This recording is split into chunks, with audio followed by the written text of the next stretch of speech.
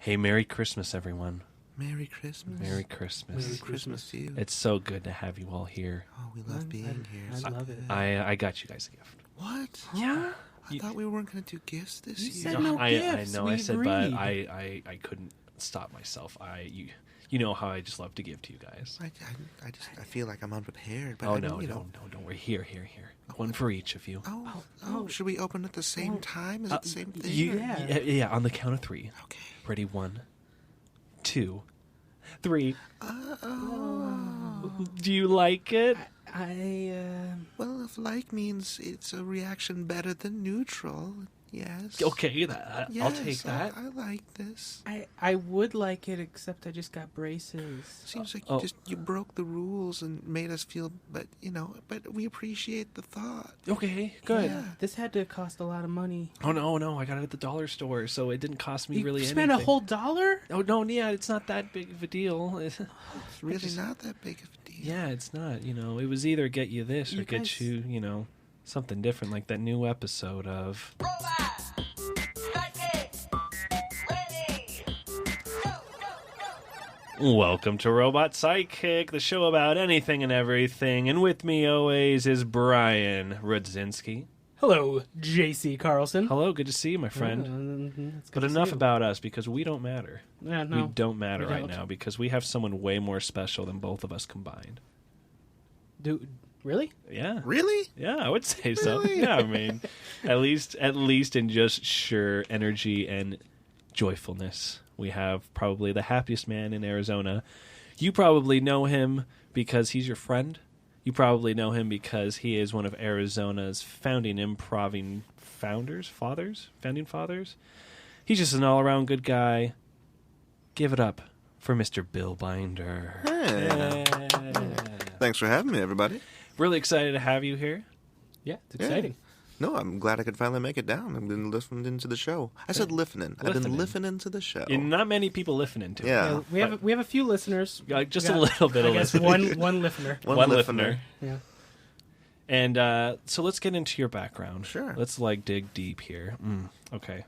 And I know this isn't easy for you to answer, but how long have you been doing improv? I've been doing improv since 1995. Oh, wow. Did you see how brave he was by answering that? Whoa. So you've been doing it since, what? Since That's people almost- use yeah. DOS as their Yeah. main operating system. Yeah. Me and Brian, we were in what grade? Like third grade? 95? 95. I didn't even live out in here yet. Yeah, that's why I said third grade. Yeah. I don't even think Pokemon was a thing yet. Maybe. I don't know. What's Pokemon? Yeah, What is because this? that was Is that that a started- thing around? Is that still around? It's kind of it's making its way back into this. Oh, I'll keep an eye out for mainstream. that. Yeah. You probably heard of, On my way over here, there are the signs that normally say "click it" or "ticket" or "don't drink." They're like turn the Pokemon Go off if you're driving on the freeway. So we went to his level 1 improv class today, and while we were there, we went through downtown Chandler, and there was one congregation spot where there was probably about 15 to 20 people just sitting there on their phones in the middle of this little grassy field. You could just see them just swiping their fingers on their phone trying to catch Pokemon. Part of it was it was nice because oh look, it's getting people out and getting them together, but nobody was talking. Yeah, everyone No, was just yeah. avoiding eye contact. I think we said we kind of looked up at someone and they gave us kind of that little nod, yeah. It's yep, that's what we're doing too. That's the max communication level that's Yeah. allowable. So 1995, you get into the improv scene. Yeah. How did you start? You want the background story there? I mean, yeah. All right. I was going to school in Michigan for engineering, for computer science, Oh, okay. actually.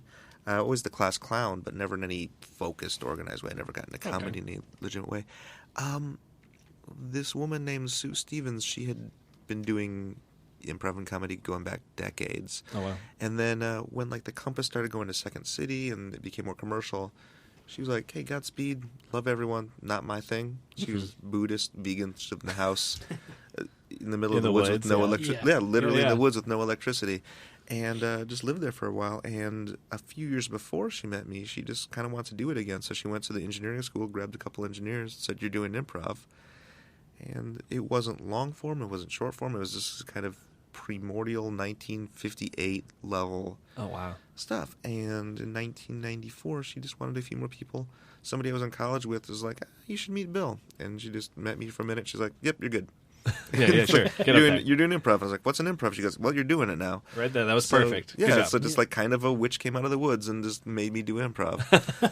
But I instantly loved what it was. Yeah. You know, I mean, it wasn't exactly what we're doing now, but the concepts were the same. The art was the same. It was just very freeing and very exciting. I mean, I've been doing it for about 14 years, and you were actually one of the first people I've ever met as an improviser, because you came to my high school as Bill Three Ring Binder, doing comedy sports with Christina Vale, and I was just like, wow, man, this guy's like a celebrity, big shot. So it was really cool meeting you, and that was my introduction to improv. Actually, was through the high school. Yeah, and over with Christina Vale, right? Yeah.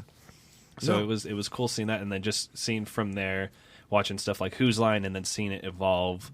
And I'm sure it's always been there, but just seeing the growth of it all over the place. And I'll tell you what's really exciting is that for the last couple of years, I mean, there's been a lot more pop culture reference drops of it, which is cool in its own right. But it's just that. It's just the drops. It's a reference. And I think now there's getting more entry points. Yeah. Like, Don't Think Twice is coming out.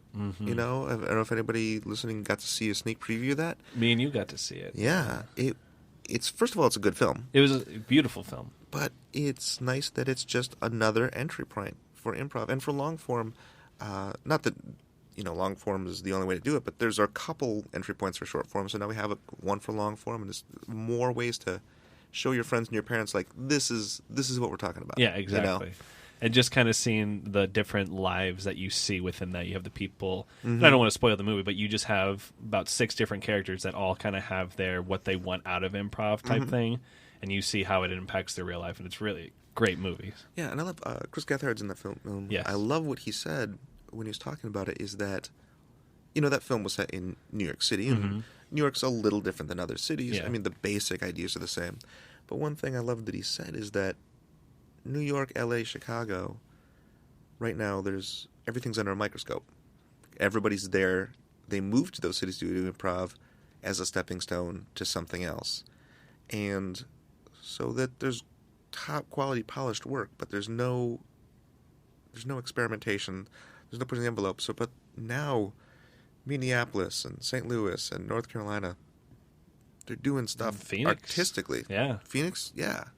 Doing artistically challenging stuff, you know, and it's great. You know, I get to go around to festivals in different cities and different countries, and every place is doing their own thing. It's really awesome. You were just recently in Europe, correct? Not too long ago, a couple months ago? I was in Europe in November, December, and then I was in Canada last month. That's that was right. a lot of fun, too, yeah. And you're usually going to festivals and teaching and just being like a guest speaker and everything, too? It's the best thing in the world. Oh, yeah. I mean, I envy you every time you go. You went to Amsterdam, right? I went to Amsterdam. I got to play with Boom Chicago, which was exciting. Yeah.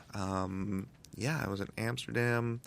I did the festival in Ireland. Did some stuff in Paris. I had to do a 2-hour show in French, which is a language I don't speak. But, you know, it doesn't matter. Yeah. Because, you know, I wasn't nervous at all because I knew these people had my back and I just met them. But they're improvisers. They got your back, you know? Yeah, absolutely. Yeah, I mean, it's really cool. And it's cool. I mean, Brian, you're just coming from a entry level. Yes. You watched it and you're scared to death to perform in front of people. I mean, how's it going for you so far? No, it's good. Like I think what you just said about everybody has your back. That's the biggest thing, where it's just kind of you just trust everybody. And that's really cool. But yeah, I've always watched improv. Like I watched Whose Line with him growing up and stuff, and I went and saw his shows and always liked it. I just was like, I could never do that, and. Now you're doing it. Yeah, that's all it is. It's just playing. You know, I'm always preaching the gospel everywhere I go, Yeah. you know, but like not every time, but so many times people go like, "Oh, I could never think that fast," and you're like, "It's not." We're not thinking at all when we're up there. Yeah. There is some improv that rewards thinking fast, and that's great, but that's not what most of it is. It's just about being in the moment, being honest. Having natural reaction. Yeah, and people are like, "Oh, well, I can do that." I'm like, "Yeah, right. Anybody can do that." Those few improvs that you see, those improvisational shows that are quick-witted, that's fun, but that's just one way to do it. Yeah, for sure. Yeah, absolutely. Yep. And kind of like what you were saying with the whole got your back thing. And this kind of comes from the movie itself when you talk about the different personalities. I mean, there's always different egos too that you perform with, and there's some people that you just get along better with others. But even the people that you don't get along with as much, maybe you still have that trust factor of, well, when we're on stage, it doesn't matter. Yeah, and experience too. And that Josh Nichols, he put it best. He's like, this is one of the few arts or fields where you can play with your heroes and it's not a big deal. Mm-hmm. You know? Like, once you're on stage, you're equals. It's like, I play with level 1 people all the time. I don't mean that in a mean way. It's like, it's great. And I'm blessed that one of my heroes, Miles Stroth, I get to play with him in 2 weeks. That's cool. Awesome, right? And it's awesome, but at the same time, it's not unprecedented or unusual. Yeah.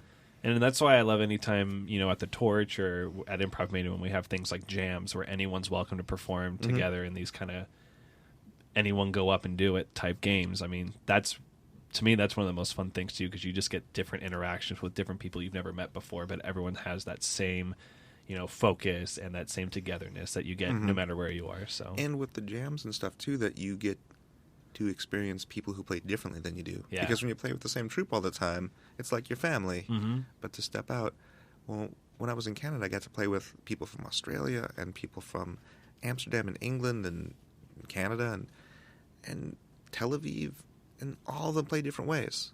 But we instantly can understand that, and it's so great. That's cool. So traveling and all this, have you ever had any just instances of just kind of, it doesn't have to be doing the improv scenes, but just weird instances of people or circumstances that happened while you were traveling? Oh, sure. Yeah? Like every time. I mean, you mean, improv related or just Just, life it stuff? could be anything, yeah. Oh, boy. Yeah. Well, usually, but usually it's my fault. Usually I travel deliberately with as little planning as possible, and I play the improv by ear. And even this coming weekend, I'm going to be in Detroit. I have a flight, but I don't have a place to stay at, and I don't know how I'm going to get around. I'm just going to land in Detroit, and eventually I'll get back here, which I know is not wise. It leads to a lot more adventures, but yeah, I've landed in a few predicaments. Jose and I may have broken into a hostel in New York once. We may have bathed in the ocean a couple times. Wait, you guys have bathed in the ocean a couple times? Well, because we didn't have any place to stay. So we're like, we gotta get clean, or clean-ish. How does that work? Did you have soap? I think I know how it works. We just went in the ocean and then came back.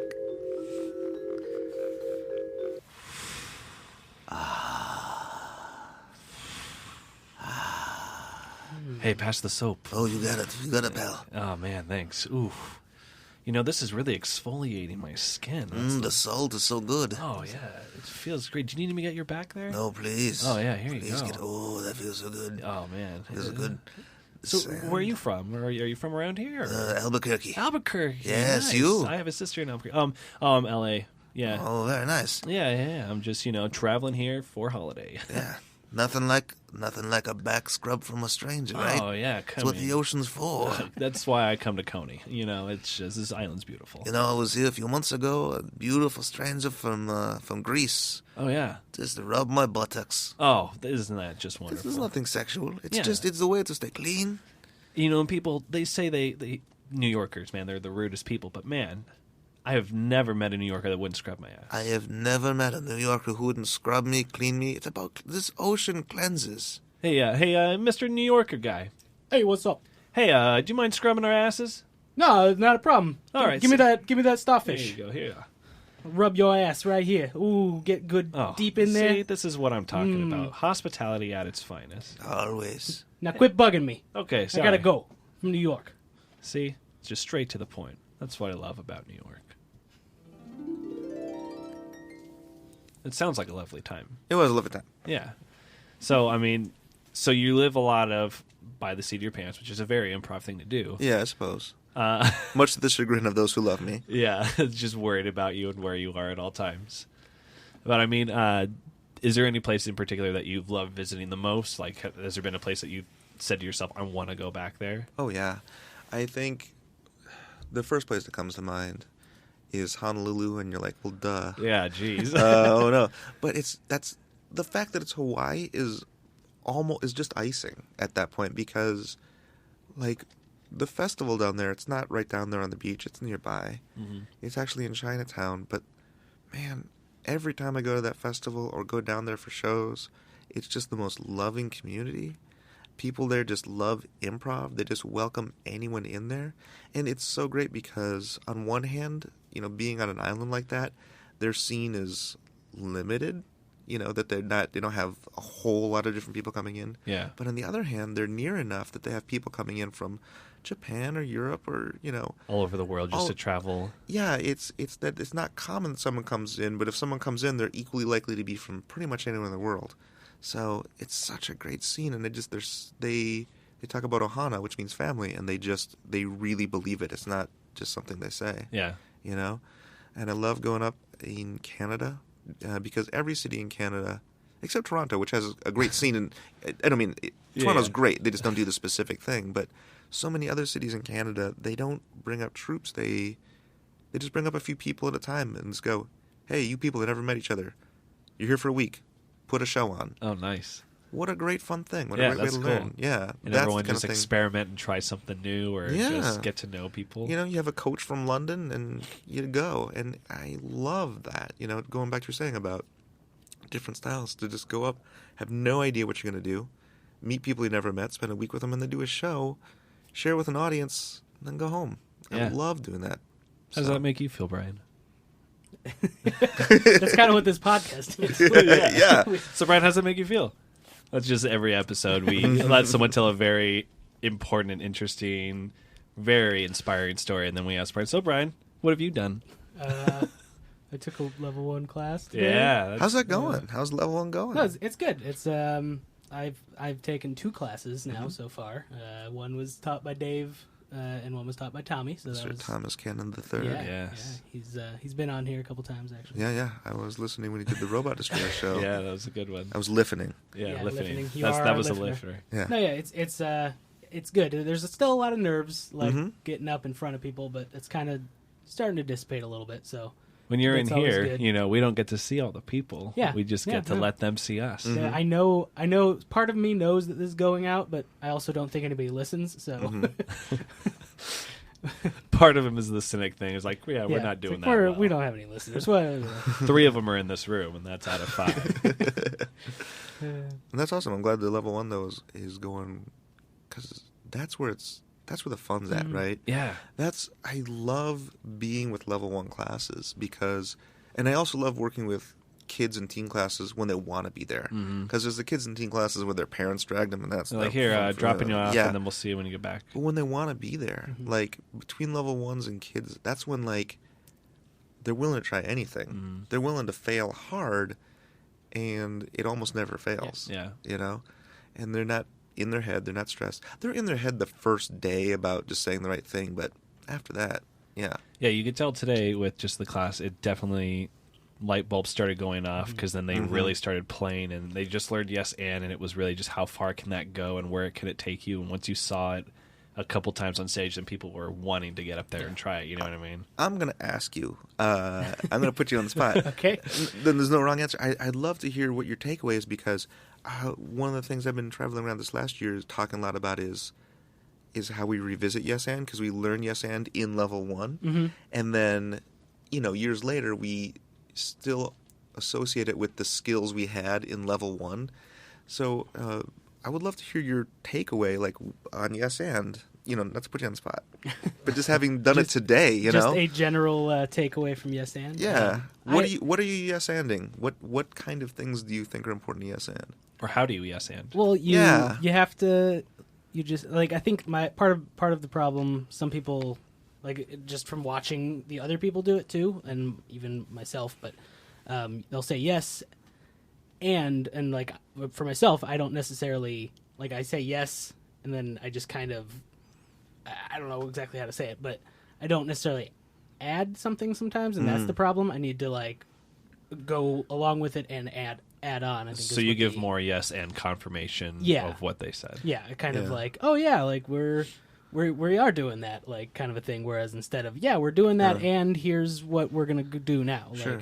And one of the things, I mean, obviously the exercises today were to do that, but I think beyond that, I think there's a lot to be said for the sort of yes, and. So you still have an idea, and I don't know how to support it yet. So instead of throwing an ostrich in, You know, I'll wait until I really understand how I can and you. You know, Or one of my favorite ones is just when someone gives you something, you say yes, and that makes me feel this way, and then just give that affirmation of you gave something, this is how it affects me. That adds so much to the scene, so much more than a plot. I think a different perspective. I think so much beginning yes and which you're doing today is just plot. Yeah. And it's usually the future tense, right? Yeah. We're going to do this and we're going to do this. But like when you're just like, and that upsets me, now I have a relationship.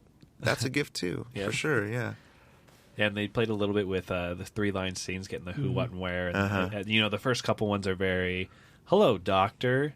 Hello, welcome to my office. And then like, yes, can you check my toe? And it's that very basic. And then I love how it starts going off in people's heads like, wait, I can say this all in the first sentence. You know what I mean? Doctor, thanks for seeing me. I have a busted toe. And it's like, oh, now that's out of the way. And then we can play and we can just start having fun with whatever this is. Right, for sure. Especially when you realize that like just naming a relationship doesn't make it a relationship. Exactly. Yeah.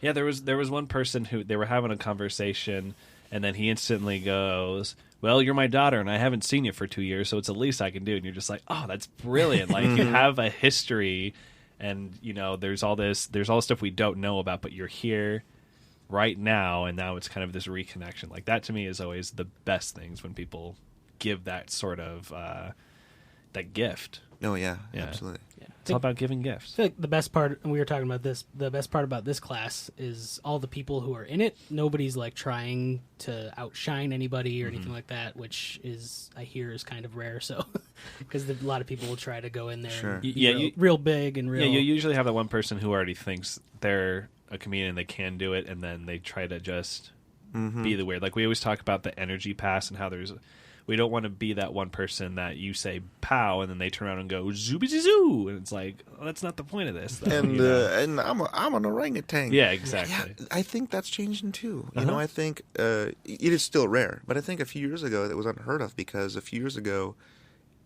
improv was mostly attractive to, the kind of person who sought out the attention, who wanted to be the star. And I think as people are becoming more familiar with it in the general public, that's not the only thing. I'm not saying that that's not still attractive to those people, but other people are like, oh, yeah, there's other reasons to be attracted to this I get too. other skills from learning this. Yeah, we have a lot of, in the class, there's like business professionals. And one of the great things, and he mentioned it too, was it's not just the beginner levels. We have people that are in the main stage. We have people that are in the advanced class that come and just want to participate with them. And that just really adds to the collective of the I think that helps people see, like, because there were a couple scenes where it was probably the most nervous person that was there and one of the, seasoned veterans. And you could just see the fact that he could like carry her and she was like, oh no, I can do this, okay, like it makes it, because it's the trust factor, like just you trust that advanced player's job was to make the younger person look like a rock star. Exactly. And that was something, I mean, just growing up and doing it in high school and being in high school and doing improv, it is very just like, oh, I'm just gotta make people laugh, that's the whole point of it, and then you kind of get out of that high school mentality and it really becomes about the group and giving gifts and the I got your back mentality. And that's when I really started loving improv. Yeah. Was that collective mind working towards one scene together. And yeah, that's the best feeling is when you have that person just like, oh, I can do this with you and we can play and we can have fun. And then once you start having fun, then the audience has fun too. Yeah. So would you say you're living your dreams, Close Billy to Binder? It. Yeah. Close to it. I was, it's funny. I just talked to my family this last week to sort of a check-in on where all of us are at. We don't get to do that often, and I was pretty open and vulnerable about it. I'll share a little of that right now. Is that? Oh, I'm sure we can imagine it ourselves. Well, if it isn't our little Billy. Hey, Billy. Hi, Billy. Hi, Mom. It's good to see you. We miss you. Miss you too. Your father has been worried sick. You haven't called recently. Well, I email. Yes, we know we don't check the email. Right. You never call. You never call. I don't like emails. We have a landline for a reason, Billy. No, I know. You still have letters on your phone. It's just Yeah, but this younger generation, it's all about texting. They never want to write. Like, pick up a pen. Snapchatted me the other day. What? I don't even know what that is. Oh. Would you like me to write a letter with a pen? Is that what we really need? See, isn't that just easier? if it's what you want, I'll do it. If Not it's easier. I think it would be easier for you if you did. It better be in cursive.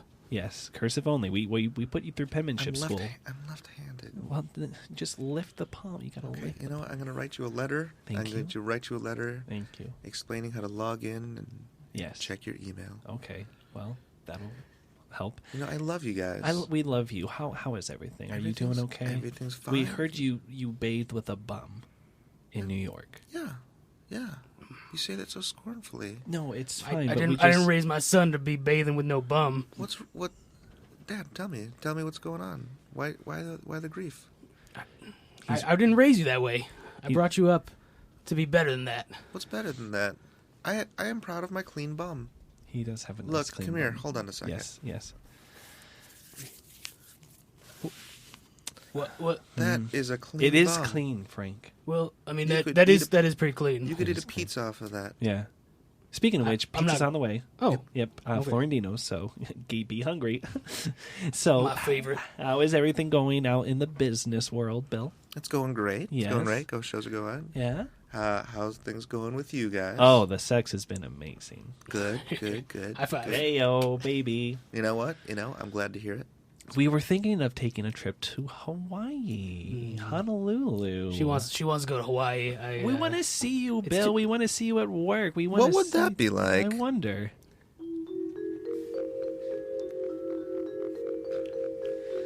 Oh, it's so beautiful. I told you I didn't want to come here. Oh, it's Frank. It's fine. Look at the waves and the trees. There's so many tourists here. I look like you gave me You this are a shirt. tourist. You put me in this stupid shirt. I don't want to wear this shirt. No, you look good, Frank. Hello, welcome everyone. Welcome to Hawaii. Hello.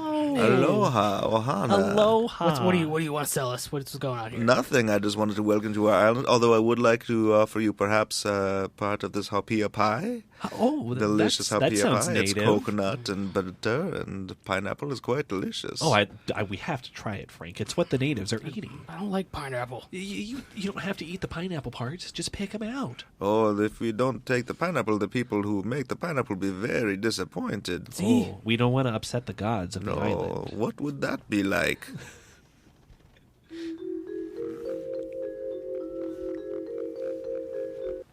What do you mean they're not drinking the pineapple? Sir, they're just not eating any of it. Do you want me to send them over to you? Yes, send them I'll over s- to I'll the send pineapple it- gods. I will send over the man. I will send over the man to you. Mr. Franklin. Yes. Yes, you must see our god Amaki Nakiahu. Why you keep dragging me? to all these Amaki places? Nakiahu. Here is the man who did not like the pineapple. You did not like the pineapple? I just don't like pineapple. They would be very upset. They would? Are you really? Oh, wow. Well, we don't want to upset them, so you're just going to have to try it. All right, fine. So you went to Hawaii and you just Yeah. had pie? Yeah, it was a wonderful time. It was wonderful. So yeah, good times with my parents. Yeah, that sounds like a very nice time. And I'm sure they're always happy to see you. Do they live in Arizona, or are they... Yeah, it was. I grew up in Michigan. Oh, yeah. I went to college. They moved to Arizona. Then separately, I moved to Arizona, and then my whole family moved around and all ended up in Arizona. Hey. So not One in Michigan, moved to moved Arizona. to Arizona. Yeah. and they're That's not what they like say. they're not super close, but they're in state, so it's not Nice. too hard to get hooked up with them. Yeah. And then you guys just have like little get-togethers and chit-chat about what's been going on. Yeah, it was nice to do that. Not often, but I was just sort of like, it was good to check in and My parents yeah. live literally on the other side of the street where we are right now, and Like Leave It to Beaver. yeah, like super close. And I haven't seen them in like 3 or 4 weeks. Yeah, that's the same. My parents live even closer than Yeah. his do, and I probably a couple weeks ago. You got to get them on the Pokemon Go and Exactly. see each other on the middle of the road. Yeah, and just like, oh hey mom, there's a Hitmonchan right over there if you want to keep going. We actually did catch a Hitmonlee earlier today. Oh, it was a wonderful Please, time. please explain that name. Most Pokemon names I can kind of guess. That one, what is a Hitmon? Hitmonlee. The closest thing that we can describe it is a fighting type Pokemon that resembles Bruce Lee. Well, it doesn't resemble him necessarily. I mean, it's very it close. looks like a Similar big like stance. it's like a big brown Like a potato, top, Mr. but- Potato Head with like those gorilla stands for cameras for legs and arms, though. That's about what it looks like. That's a ridiculous sounding Pokemon. I mean, okay. I'll keep my eyes open. Its counterpart is Hitmonchan, which is like a boxer. So Yeah. it's like a A kickboxer kickboxer and versus then a like a boxer. boxer. Okay. Yeah. That makes sense. Yeah. It really doesn't. It doesn't. Yeah. No. It doesn't make sense, but it exists in this world of virtual reality now. It's been a weird experience playing it though. Yeah. Yeah? So it's like going back in time a little bit. In terms of going back for Pokemon, was that a Pokemon thing for you growing up? I yeah. mean, instead of collecting it on a phone, we were collecting it on a little game. Yeah, sure. Or cards. Or cards. I still have all my cards. They're upstairs actually. Yeah, I spent my parents probably paid for Pokemon instead of sending me to college. So. Both Pokemon and Power Rangers came just after Yeah. the time for me. So what was your time? He-Man. He-Man, I would say. He-Man, G.I. Joe, Transformers. Yeah. Nice. Yeah, those are the big three, I think. Thundercats. Thundercats around. Like, Thundercats stayed around, but, like, there was, like, all these Thundercats ripoffs, because there was Silverhawks, there was Tiger Sharks, every cartoon had a million ripoffs back then. It was great. Yeah, there was all like one idea was popular, and then it was recreated as many times as we could. Yeah. Which, I mean, same thing with Pokemon. There was Pokemon, and then the Somebody's like, Digimon. And yeah. then Yu-Gi-Oh! Came right after that. That's the one. Yeah. Yu-Gi-Oh! I only know one thing about Yu-Gi-Oh! Yeah. Because and this is, I'm going to bring it back. My job, I have to know what every TV show is about. I have to know what Yes. every video game is about. I have to know what every fad's about. That's something know? just because improv, you have to reference stuff all the time. Or if Yeah. you get a suggestion, you have to know something about it. Yeah. I mean, just to the point where you can get close to referencing it and people know that you're trying, and it's, Yeah, and enjoyable. I mean, one group I'm in, Apollo 12, I mean, that's kind of our whole, that's not intentional, but our whole show just ends up being just references to things. But yeah, I think you're gonna have to be aware of the culture. Oh yeah. Yeah, to- if somebody to- suggests something from the audience and you're Yeah. just like, "What's that? I can't do this." Yeah, I've got Pokemon Go, and I don't think I'm going to become a super Pokemon. I mean, maybe I will. Maybe I'll love it. But I have nothing I against it. wonder what'll happen in about 2 years with Bill and Pokemon Go. Ladies and gentlemen, your champion of the world for Pokemon Go, Mr. Bill Binder. Pokemon bless. Pokemon bless. Bless. Bless. Bless. Listen, I've come to talk to you all. I know you came here to get a Mizzle Pop. Yes. That's not what I'm here to talk to you about. You'll all get your Mizzle Pop. Yeah. It's going to evolve into Mascarpone. And then to Marzipan. I'm here to talk to you about love. I'm here to talk about the Pokeballs that you throw out in the streets and find those who love you back. Right? You, down there, in the green shirt. What's your name? Frank. Frank, do you have love in your heart? I think so, yeah. Okay, I'm not talking about love of Pokemon. I'm talking about love of a fellow human being. Oh, yeah, I love my girlfriend, Trina. What's your girlfriend look like? What color are her eyes? He doesn't have a girlfriend. No, I do. I just haven't seen her in a while. Hey, Frank, shut up. We all know you don't have a girlfriend. What color eyes do Pikachu have? Oh, black. Switch your priorities. Oh, wow. That's how you become a Pokemon master. Don't care. That's how you become a master of love. Don't care. Oh, negging. Bill. Okay. Show love. Give love. Not negative love. Show positive love. Let the people around you know they love you. We will show you love. And I will show love to all of you. You too. Maybe. Yes, yeah. I mean, depends on how far you want to go, right? Yeah, I mean, probably at least just try. Try Yeah, it I'll give it a try. But I will be playing it because I want to. It's going to come up in a scene. It's a cultural phenomenon already. Exploded which is so crazy. fast. Brian and I, we're like that with movies, especially. We'll go see movies that we know aren't very big and we know aren't very good, just so that way we can at least talk about them with people. Yeah. I made in college because I was super presumptuous. I was like, here's 30 films. They're not the the best 30 films, the most important 30 films. Here's 30 films that are gonna get mentioned in the scenes you do. Oh yeah, You know, absolutely. Doctor Strangelove's gonna get mentioned. Citizen Kane's gonna get mentioned. Rosebud. Yep, that's from Ghostbusters. Yeah.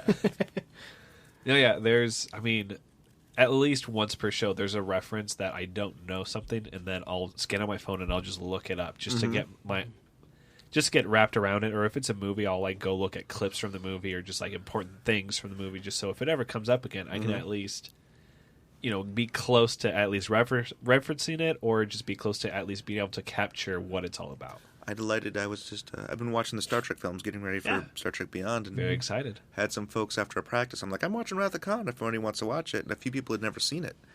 And it gets to the part where he just screams Khan, and there's like, oh, that's what that's from. that's what that's from. Yeah, yeah. That's actually a thing that somebody said once. You know Justin and Andy, and I've been doing shows with them, and they've been on this show also. But that must happen, and it's weird for me because stuff that I think is just basic knowledge now, they're like, yeah, I've never seen The Grinch Stole Christmas, and I'm like, what? What do you mean you haven't seen? But I mean, there was a point where I hadn't seen it, and I was probably that person and too. some people get very bent out of shape if someone hasn't heard of the thing you've heard of. I'm like, they just haven't heard of it. No, you know? yeah. It happens to me still to this day, where I'm just like, nope, never seen it, never heard of it. I was coaching a teen group a while ago, and this girl comes in, and she had like 40 bracelets on her arm, and like a ripped leather jacket, and a ponytail off the side of her head. I was like, what's up, Cyndi Lauper? And she didn't know what it was, and that's fine. Yeah. But at the end of practice, I was like, hey, just Wikipedia Cyndi Lauper. Just trust me. Yeah. I wasn't being an asshole. Yeah. In the next meeting, she comes and she's like, Cyndi Lauper's the best. I'm like, yeah, exactly. I thought you'd enjoy. You'd like it. There's been artists and stuff that they've been referenced, and I did something for, and I went back and researched them, and I'm like, I love this this is such a cool person. I think one of my favorite things is when people reference things that are so like I thought you were going to say when people die, and then you can learn all about them. It's like, you can learn about them before they die. But like when people, when stuff gets referenced that it's like three people in the entire audience know what they're talking about, and everybody else is like, what is going on? Miller effect. But those three people are laughing Love so it. hard. I mean, that happens to me a lot, and it's not always like a reference, but it's just a very specific, like an improv scene where it's just a little comment that someone does, and I crack up, and It's no just one so laughs. real. Yeah, exactly, because it's just an honest response, or it's such a creative response, but it seems just normal, or it seems too weird. But to me, it like blows my mind. I'm like, that's beautiful. Yeah. I love those little comments in between scenes. Absolutely. In the same way. What's something that's been referenced recently that you were kind of like amazed by? Like, you're like, how did? Usually, it happens to me with kid shows. I don't know. Recently, we've been doing a lot of kid shows, and they've mentioned something like, "Who's your favorite, musical artist?" And one kid's like, "Frank Sinatra." And we're just like, "Whoa!" It wasn't super recently, but I was doing some stuff with kids, and they said the people running it like, can the kids ask you questions afterwards? And we're like, I don't know what questions I'd ask, but sure. And all the questions are like, do you like dogs? Yeah. And stuff. But my friend Jim was taking the questions. This one kid asked, like, I have a question for that guy, and they were pointing at me, and so Jim gives me the microphone. And the kid was like, were you in the movie Roadhouse? It's like, Roadhouse. Like, first, who would I be in Roadhouse? Yeah. How have you seen Roadhouse? Why have you seen Roadhouse? I was not expecting, that kid to reference Roadhouse. He's just like, you're an adult, you have to be in Roadhouse, and you're an actor.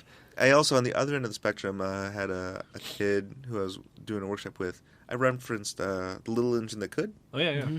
And the kid's like, how did you know that book? I was like, The Little Engine That Could? Who doesn't know that book? Yeah. He's like, that's our book. That was written for our generation. I was like, when do you think that book was written?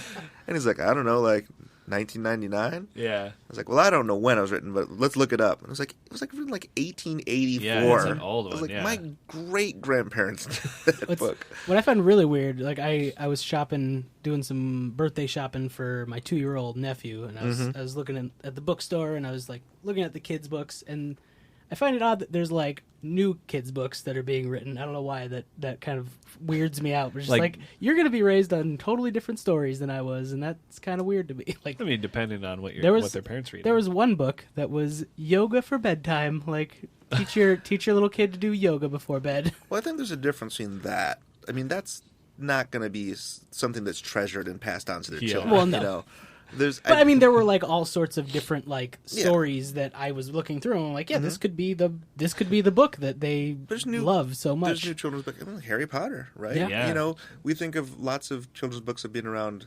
forever because when we were kids, 10 years is forever. But you know, Harry Potter's new. I feel like any good kids book has just been replaced by a Disney movie anyways, like Peter Pan and all those. It's just like, oh, you don't have to read the book. Here's the movie. This is what it's all about. Favorite kids book? Favorite kids when book? you were a kid. When The I one was that a like kid. you get read when you were a kid. I know mine. I think I know mine. I don't know if it's. We've talked about it before. The Pokey Little Puppy was one that was read to me a whole lot. That's a classic. Didn't we read that recently? And No, you looked it up and found out it's like got like a really crappy ending or something. the ending is just literally like, and then he didn't get any dinner, and the master didn't feed him. The What? end. You're That's just like, terrible. oh my god, you can't do that. Write a letter. Yeah. It had a lot of different golden books. So any number of those, or like I remember my dad used to read me Highlights magazine. Oh sure, that's still around. Yeah, Yeah, it's they're still a still thing. going. But I always loved Goofus and Gallant. Oh yeah. The good guy and the bad guy. My story growing up was if you give a mouse a cookie. Oh, I yeah. was addicted Yes. to that one. I don't know if it was I actually enjoyed the story, but or if I was just really wanting cookies all the time. But I just saw that book and I was like, why can't I have this life? I want a cookie. I had If You Give a Moose a Muffin. That was you had a That was totally the different the much anticipated follow up. one. Yeah. I loved. This is my second favorite. I loved. There's a monster at the end of the book with Grover. Huh.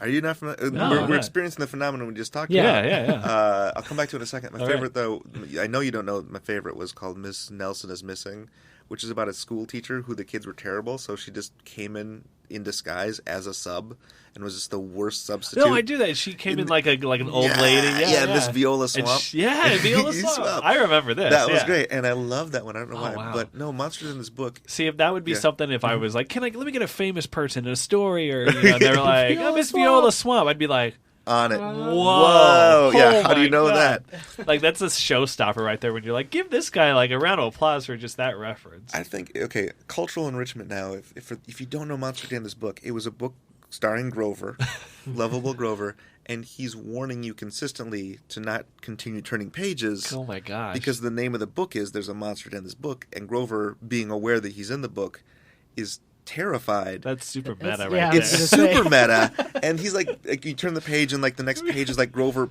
building a brick wall over the page so Oh you my can't God. turn it. He's And like grabbing onto the page. He's Right. Like, no, you don't Li- understand. Literally, yes. He's literally because it's in a book. He's holding the page and he's getting more frantic. And the last page, he's like, "Don't do it!" And the open Jesus fucking Christ! What's wrong Yeah. with you? You're like, oh my God! and then like the last page is just like, "Oh, it's me. Oh, I'm the monster in this book." oops! Yeah, because I'm a monster. Oh my gosh! And That's I was so like, funny. that book, that was like Blade Runner meets Fight Club. Yeah, in that's- terms of your brain's like, what's happening? Those are those kind of books. Maybe they don't get popular, but I feel like people appreciate a lot later on in life. Mm-hmm. You're just like, wow. Can you imagine like the thought of like the concept of the person writing the book? Like, Pitching that book. all right, so it's called "There's a Monster" at the end of the book. All right, what's it about? So it starts with a guy, and his whole objective is to make sure you don't flip the page. It's just like, what? Are you kidding me? And I'm Also, sure who's there's Who's gonna buy this? I'm sure book? there's been like kids young enough that got a few pages in and was just like, yeah, nope. All right, yeah. I will Not take your word finishing for it. Yeah. Good job, Grover. Always warning me about stuff. And now they're like 45 years old. And they're like, man, I wonder how that book ended. Yeah, geez, we'll never know. Maybe they'll listen to this and then they'll be enlightened. They're like, oh man, that makes so much sense. For all It of was our Grover the whole 45-year-old time. listeners out there. That's so funny. Yeah, that's We have 45-year-old listeners. we have to at least. No, you have 45-year-old listeners. yeah, we haven't They reached the haven't- 5-year-old market. Yeah. I mean, if we did, that would like quadruple our audience. So that would have been awesome. Oh man, that book blows my mind a little bit. Those are the kind of scenes in improv I really love too, where it's just like you're witnessing something that isn't normal, but it all leads to something that's just extravagant and like Yeah. Very high concept. yeah, exactly. You can do anything you want in a scene. Oh yeah. We did a show where we did a flashback and we came back to Charid mood and we're like, wait, did the flashback affect our reality? So Yeah, we started exactly. flashbacking until we got ourselves out of jail. That's so- it's just, yeah. why not? I mean, you see us do it on here when we go back in time and all the way to just come back come back to reality, and it's like, yeah, your parents did get stopped by a god for not eating pineapple. Yes. Pull away the curtain. Yeah. Nothing's behind the curtain. Breaking that fourth wall of audio. That fourth audio wall. So, I'm also what do going you... to stare into the camera right now. Hello. Hi, everybody out It's there. good to see you. For those not watching, Yeah. very sorry for this section. So, what do you think is next for either for Bill Binder or just for Improv? Like, where do you see it going? I'll answer both of those. Okay. For me... In the order I asked, please. Yeah. I'm really excited for myself. I feel so blessed and fortunate. It's not bragging. I'm really... It's by the grace of God. I mean, you're that I can- bathing in the Atlantic Ocean, the biggest bath Yeah, in the yeah. world. But I get to go to a different city and just pop in, share what I love, meet different people, learn from them, come home, not make a ton of money, but make enough money to pay for the weekend. Yeah. I want to continue doing that.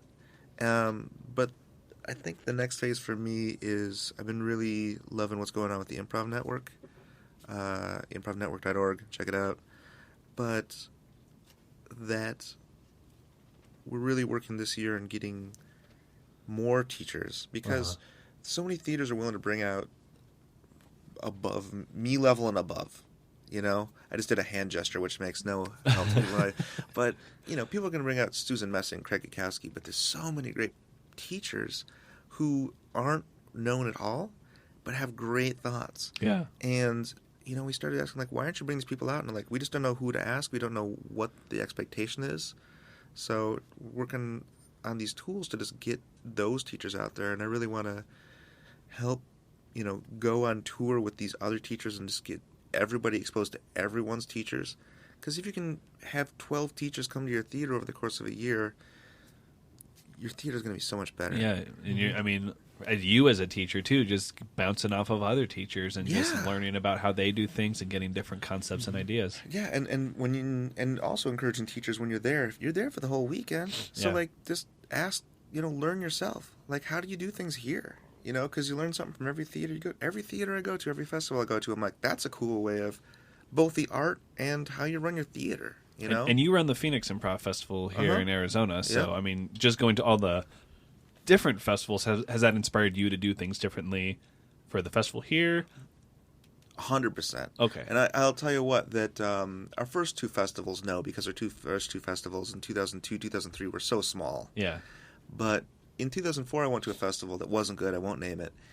But I was just like, man, all these things that seem obvious to me aren't obvious to them. And probably things that are obvious to them aren't obvious to me. Yeah. Why didn't they think to tell groups that the hotel that says it's near the venue is across the river and there's no bridge? Jeez, Right? yeah. Why not share that information? And Best part of being in Arizona, no rivers, no bridges. Well, the bridge part was easy. Yeah. But I was like, man, Also not true. We have rivers. every no hotels, nothing. Yeah, back then every festival was so piecemeal, except Chicago. Yeah, right. that was the big one. And Del Close was pretty piecemeal back then. And why we all are asking the same questions. We don't have the technology here in 2004 to really learn from each other, but now in 2016 we totally do. Yeah. So and new festivals are popping up all the time, and it's great to be able to reach out and go hey, we're not telling you how to run your festival, but here's contact information for 40 other festivals who have already done it. If you have questions, maybe they know an answer. Yeah. So yeah, I think our festival 2004, 2005, 2006, since then as well, but especially then, just go to as many festivals as you can and go, oh, that made sense. Yeah. That was great. Let's do that. Yeah. And you guys, so you have a lot of local troops that do it here, and then you also get outside troops that come in and do it also. So then you're just getting a big variety, giving people different reasons to come and participate or come just to watch and see all these groups from all over the country. Yeah, and I think the festival in the last couple of years has gone away from just being the performances, but, people are in town, so let's get together. Let's talk about art. If we're here in the daytime, let's use that too. Let's do workshops. Let's do conferences. Let's do panels. Let's Q&As and everything. Q&As, or Jose Gonzalez runs this great unconference each year where he has this structure for it where it gets people together and just they figure out what topics they want to cover and they cover them, you know? And we all learn as theaters and go back stronger for it, you know? Yeah, very cool. Well, we are getting to the end of our show, which is always the saddest part of the show. Brian, are you sad? I'm crying right now. Are you really? true. Oh, It's crying. jeez, man. You're like bawling tears. Yeah, I'm really quiet. Yeah, you're a quiet crier. But, Quiet crier. It's my pants are wet. Is that from the crying? What? No, a little bit. What's the rest of it from? I ate some salsa earlier. Okay, all right. You spilt it all over yourself? Yeah. All right. Well, bad Brian. Very bad Brian. Bill, thank you so much for joining us today. Yeah, thank you so much. Did you have fun? I had a great fun time. Great fun times? Mhm. What was the most fun time you've ever had? In my life, Yeah. when I snuck onto the set of Star Trek The Next Generation and ran around like a ninny. What did you... okay, so was it during production? It was the last day of filming. Oh, wow. It was last day of filming. I was like, I'll never have another chance. I'm going to make a break for it. I saw Patrick Stewart in uniform. And then the funnest moment of the funnest day was not in the bridge, but the little, for those who know Star Trek, the little ready room, the captain's office off to the side of the bridge. Uh-huh. The captain has a chair in there, too. And I was like, well, I'm going to sit in that chair. And I was like, oh, it's a comfortable chair. I'm sitting in Captain Picard's chair. I'm a Kirk man, by the way, but Okay, yeah. I'll sit in Captain Picard's chair. Then I stood up, and some stagehand comes by, picks up the chair, and puts it in a box that says Smithsonian. I'm like, what? Whoa! I was the last person to sit in Captain Picard's chair. Oh, my gosh. that was the most fun. And you snuck on? What's the statute of limitations on that, by the way? Could you be in trouble for that? one security guard caught us. He's like, I'm getting fired tomorrow. What do I care? Oh, geez, true. really? No, I decided to take a tour of the Paramount Studios, and the tour guide's like, it's the last day. I'm like, yeah, I know, that's why I'm here. And he's like, this is a minimum wage job. Yeah, fuck We're it. not allowed to This get is on. my but, last day, This too. is my last day, too, yeah. So he's like, Everyone's last days. let's just go for it, go right? crazy. So, he's like, they might fire me, but who cares? I want to do it. You in? I'm like, yeah, I'm in. So he knows the backs, and we just snuck onto the next gen set. Gosh. Super great fun, yeah. Jeez, and so you saw Picard in uniform. Yeah. He was sitting there reading his lines. I'm like, oh, that's pretty great. So he's sitting there and he's like, young chap. Yes, hello.